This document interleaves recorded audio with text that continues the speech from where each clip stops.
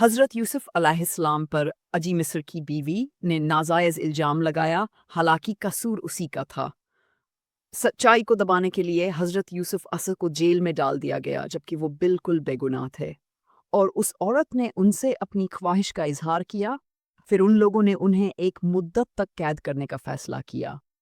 यूसुफ असद ने अल्लाह से दुआ की, ऐ मेरे रब, कैद खाना मुझे उस चीज़ से ज़्यादा पसंद है जिसकी तरफ ये औरतें मुझे बुला रही हैं। यूसुफ असस ने गुनाह के मुकाबले में कैद को पसंद किया और अल्लाह ने उनकी दुआ कबूल फरमा ली। जेल में हज़रत यूसुफ असस के साथ दो कैदी आए। दोनों ने ख्वाब देखा।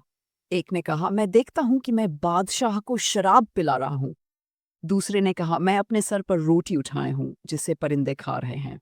उन्होंने हज़रत यूसुफ असस से ख्वाब की ताबीर तर्जुमा मांगी, क्योंकि उनकी दियानत और पाकीज़गी से वो मुतासिर हो चुके थे। हज़रत यूसुफ आसिस ने पहले उन्हें अल्लाह की तरफ बुलाया और फरमाया, ऐ मेरे जेल के साथियों, क्या मुनशिर माबूद बेहतर हैं या अल्लाह जो वाहिद और कहार है। यूसुफ आसिस ने इस मौके को सिर्फ ताबीर के लिए नहीं बल्कि दावत दीन के लिए इस्तेमाल किया। फिर उन्होंने कहा, पहले कैदी को तुम शराब पिलाने वाले बनोगे, दूसरे को तुम सूली पर लटकाए जाओगे और परिंदे तुम्हारे सर से खाएंगे। कुछ साल बाद बादशाह ने एक अजीब ख्वाब देखा।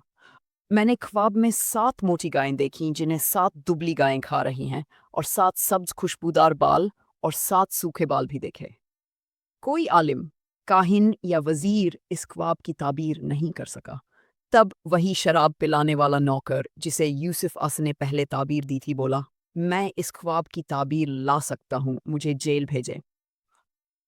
हज़रत यूसुफ आस ने फरमाया, ये 7 मोटे साल खुशहाली के हैं और 7 दुबले साल कहत के। तुम खुशहाली के सालों में अनाज जमा करो और बाद में कहत में इस्तेमाल करो। ये न सिर्फ ख्वाब की ताबीर थी बल्कि माशी प्लानिंग भी थी, जो एक बेहतरीन कायद की निशानी है। बादशाह ने कहा कि यूसुफ असद को जेल से निकाला जाए, मगर यूसुफ असद ने कहा, मैं उस वक्त तक बाहर नहीं हूँगा जब तक मेरा मामला वाज़ेह ना हो जाए। यूसुफ असद चाहते थे कि उनकी इज्जत और सच्चाई सब पर वाज़ेह हो जाए ताकि वो बाज़त तरीके से रिहा हो।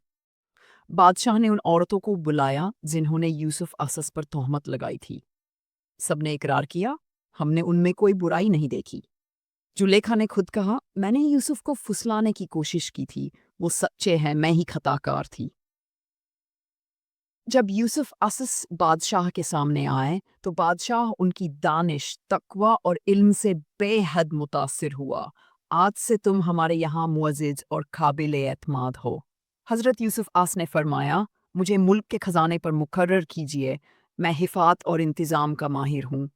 बादशाह ने हज़रत यूसुफ आस को मिस्र का वज़ीर खजाना या यूं कहें मुल्क का नाजिम ए आला बना दिया, जो दरअसल पूरी रियासत की सरबराही थी। जिन्हें जिन्हें अपने ही भाइयों ने कुएं में फेंका, उन पर जिना का झूठा इल्जाम लगा, जो सालों तक कैद में रहे, आज वही यूसुफ अस मिस्र की सल्तनत के हाकिम बने बैठे थे। उनके सब्र, तकवा, सच्चाई और इल्म ने उन्हें दुनिया की एक बड़ी रियासत का सरबराह बना दिया। सब्र हमेशा कामयाबी लाता है। अल्लाह अपने नेक बंदों को कभी तन्हा नहीं छोड़ता। सच्चाई देर से सही मगर जीतती ज़रूर है। इल्म, तकवा और कियात का इत्तेहाद इंसान को दुनिया व आखिरत में सरफराज करता है। बेशक जिसने सब्र किया और अल्लाह से डरा, तो अल्लाह नेक लोगों का अजर जाया नहीं करता।